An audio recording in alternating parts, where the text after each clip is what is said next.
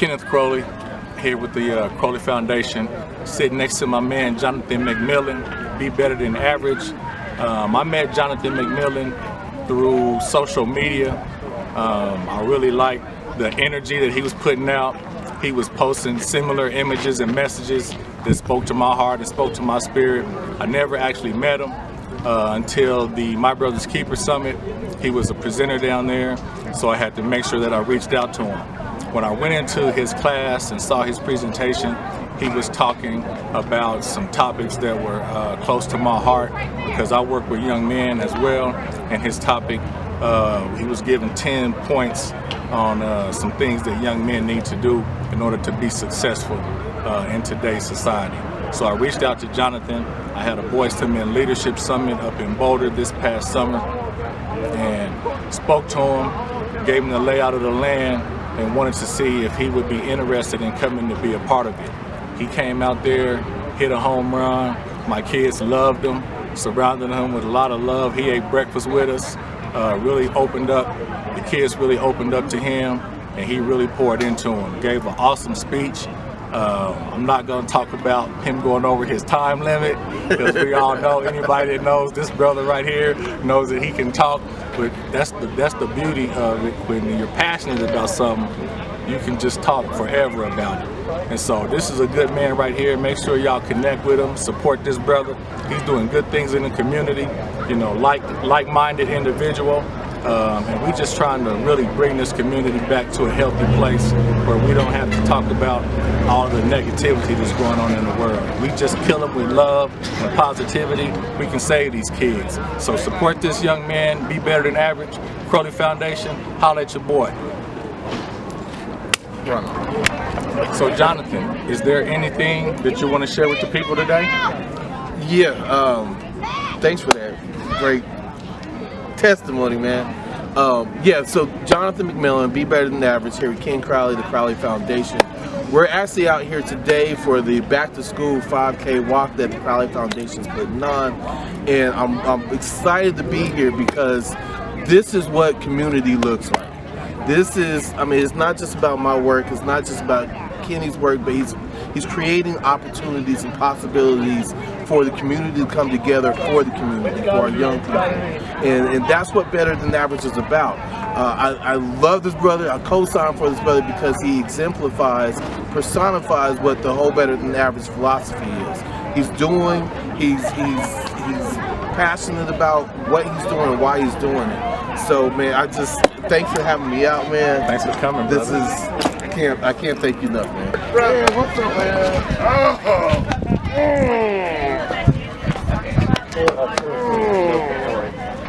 You don't know how much I love you, how much your PTA is.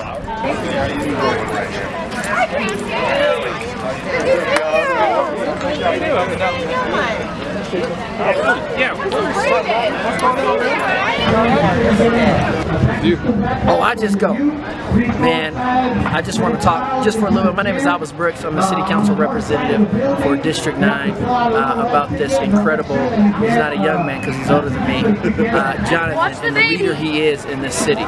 Someone who, in his beginning life, wreaked havoc in these streets, is now a peacemaker in these streets, and trying to build relationships with leaders, trying to build relationships with kids and families so they have a better future than he had when he was younger. And so I'm so grateful for leaders like this all over the city, but Jonathan is creating a legacy for his kids. He's creating a legacy for these kids that don't have fathers. So grateful for this African-American man giving back to his neighborhood. Right on, Shady, man. And if I haven't done it, I want to really thank you for advocating for me and getting me in the role that I'm in. And, if you don't mind, would you talk a little bit about the role that I'm in the city? With Grit? Yeah, with Grit. Yeah. So, yes, and we just hired him on with the city of Denver. Welcome.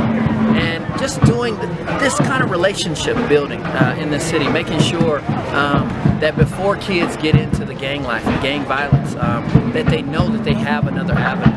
And how do you do that? How do you make sure that there are appreciative ways that kids can start to give their life away, whether it be through education, whether it be through empowerment groups and things like that, whether it be through the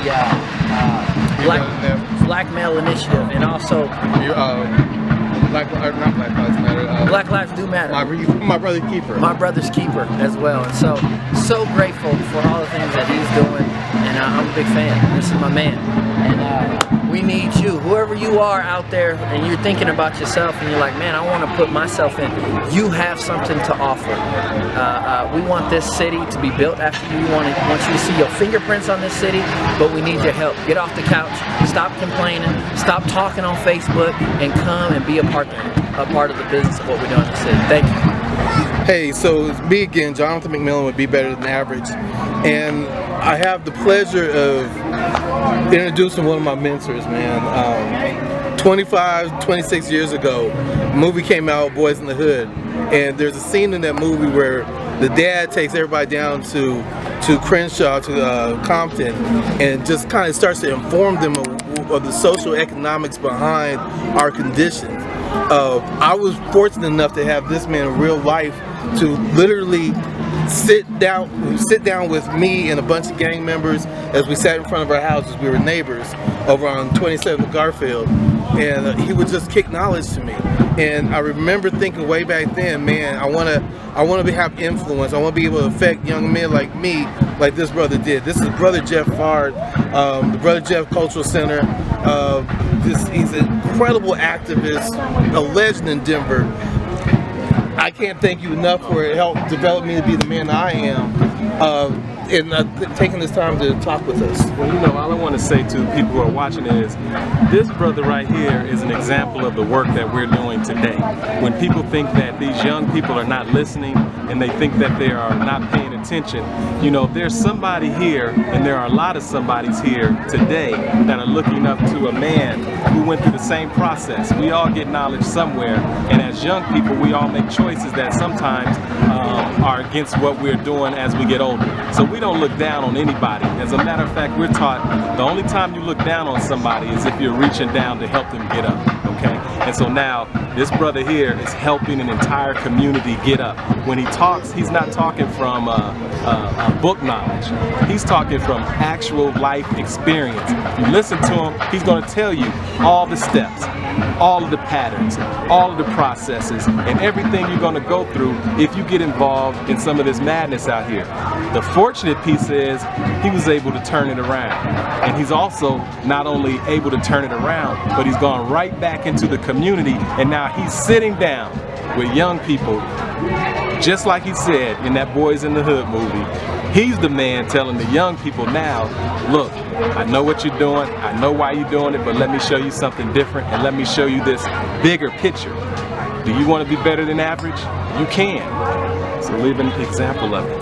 This is better than average. I'm proud of it. Thank you, brother. Let's keep pushing. Let's do it. Oh. Hey everyone, it's me again. I'm here at the St. Charles Rec Center.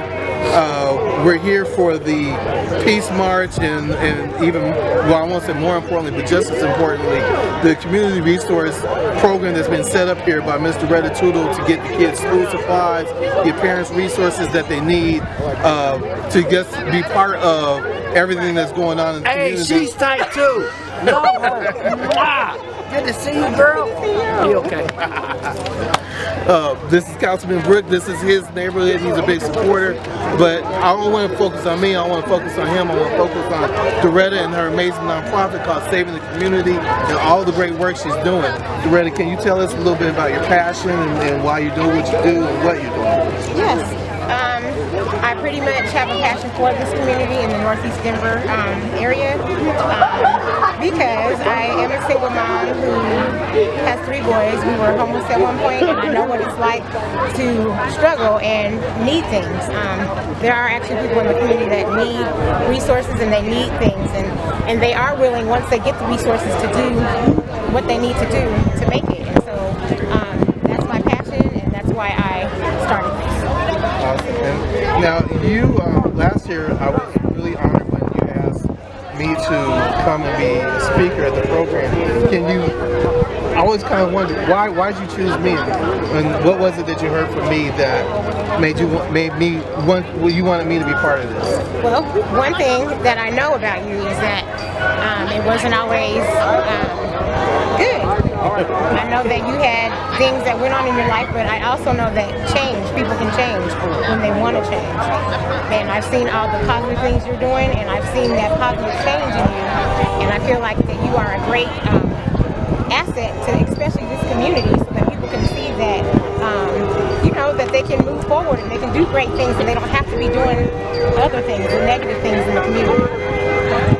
And I saw that. I saw that. Well, hey, I want to thank you for being a supporter and advocate and ally. Everyone, this is Doretta Tulu. Make sure you support saving the community. Christmas, Thanksgiving, we have Thanksgiving baskets. Christmas, we're giving away toys. I have a girls team group at our Else Club called Club Divas, supporting those young teens in this area, young women. Just come down and see me at St. Charles Rec Center, 3777 Lafayette Street. That's what's up. I'll be there. Our friendship.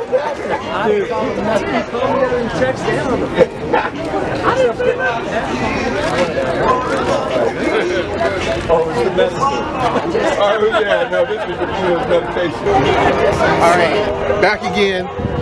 The awesome, amazing, just powerful Corey Whitfield. Okay, I thought it was Whitfield. Corey Whitfield. She is one of the organizers behind one of the most productive, active, grassroots activism happening here in the city, 100 Women in Black. Corey, I just want to ask you, what is your vision for 100 Women in Black? How can people support it? And what's the partnership you see with me and Better Than Average? Our overall vision and goal is to empower women and to bring women back to the forefront of the communities through community policing, getting us back into our children's education, and just being present through community work and community involvement. Right now we have going some self-defense classes for both women and children. We're going to roll out some weapons training for women as well. Absolutely. We are definitely going to bring back a lot of that community involvement and changing and reshaping what that looks like for women and what that looks like as far as charity is concerned.